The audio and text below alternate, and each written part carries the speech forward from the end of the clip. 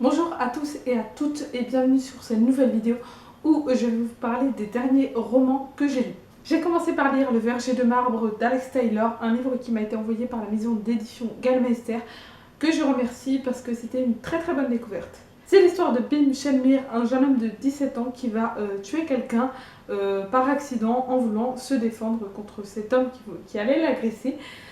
Tout laisse penser qu'il n'aura pas de problème avec la police étant donné qu'il s'agit de légitime défense.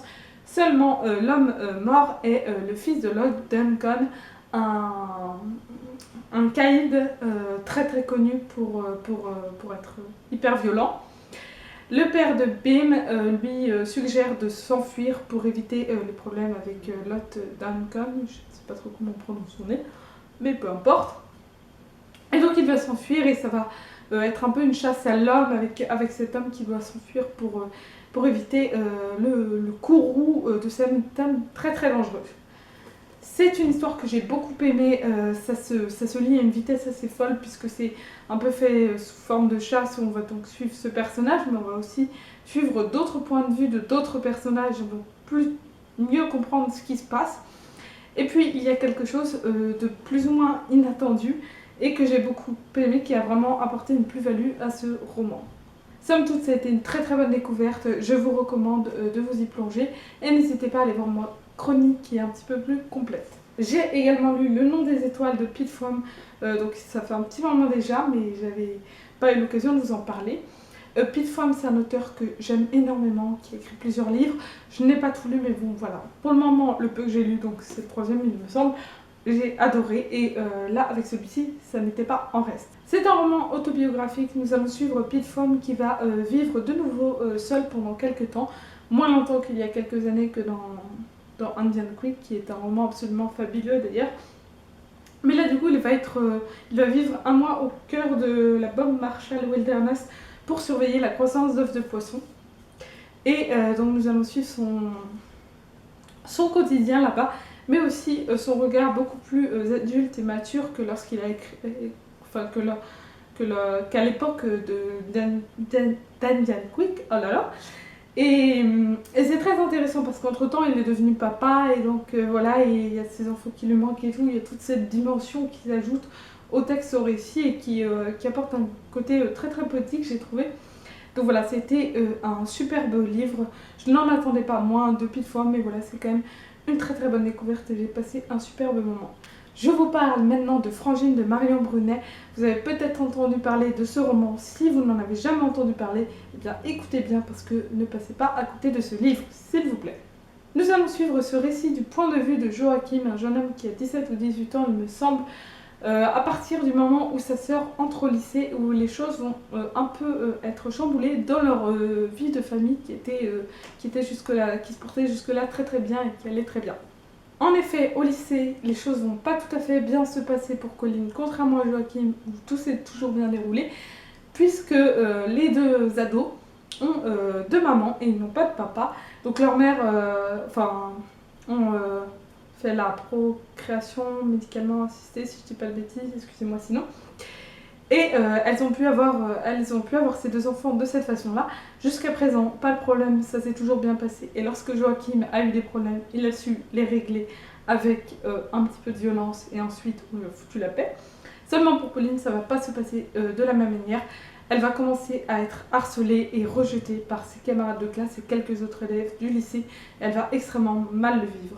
Au départ, elle n'en parle pas ni à sa mère, ni à son autre mère, donc Maline, ni à son frère, et celui-ci, petit à petit, commence à voir que quelque chose ne va pas et il veut arranger les choses. C'est un roman qui parle de plein de sujets importants puisque ça nous parle d'homosexualité, d'homoparentalité, de rejet de la différence, oui, de harcèlement scolaire, d'un harcèlement scolaire très grave et très poussé, d'un harcèlement homophobe en plus.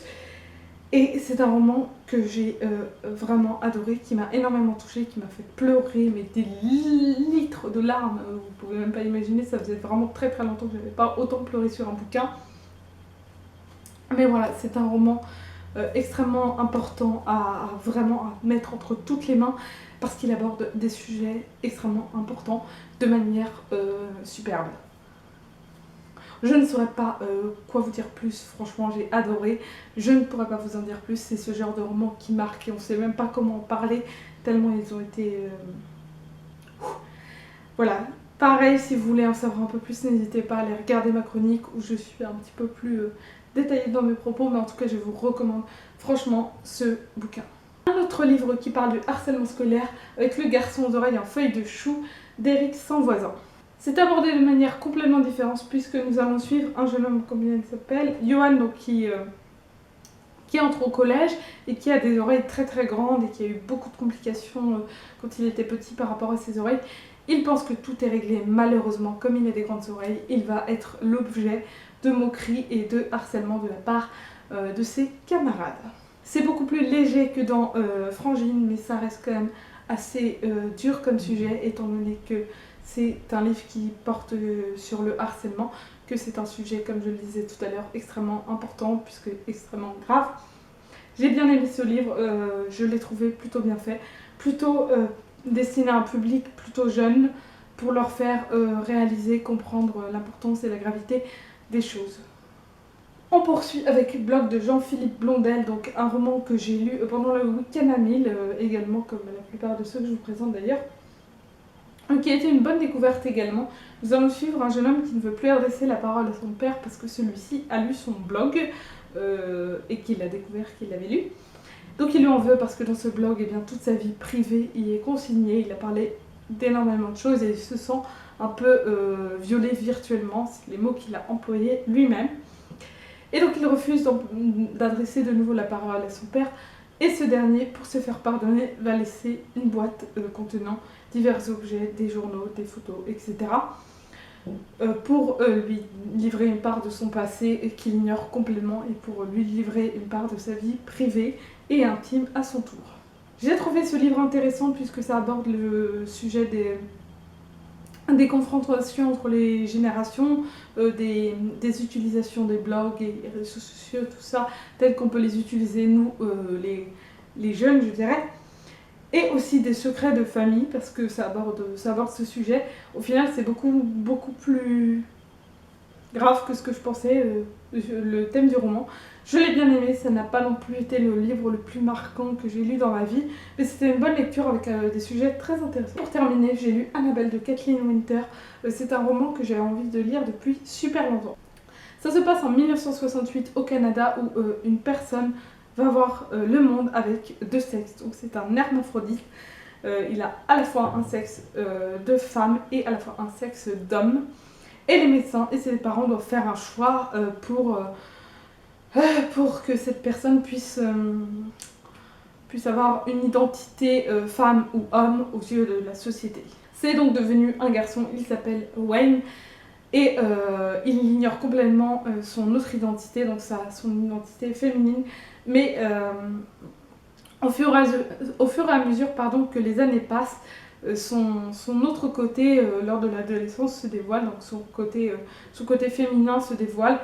C'est par exemple ses seins se mettent à pousser. Voilà, il y a quelque chose dans ses traits physiques qui se modifie légèrement et qui lui font se poser des questions, d'autant plus qu'une des amies de ses parents, Tomashima, qui est également une de leurs voisines, est l'une des seules personnes au courant, enfin la seule personne avec ses parents à être au courant. Et donc la partie Annabelle de Wayne se dévoile. J'ai trouvé ce roman très très bien fait, ça aborde un sujet délicat qui est peu, voire pas abordé, en tout cas très très rarement dans la littérature. C'est fait avec brio puisqu'il y a plein de tendresse, plein d'émotions, plein de poésie, que c'est très bien fait, c'est très bien écrit, c'est pas plein de clichés ou quoi que ce soit, et ça parle aussi justement de comment on nous conditionne, c'est-à-dire des trucs du type un homme ne peut pas faire de la danse, enfin vous voyez le genre.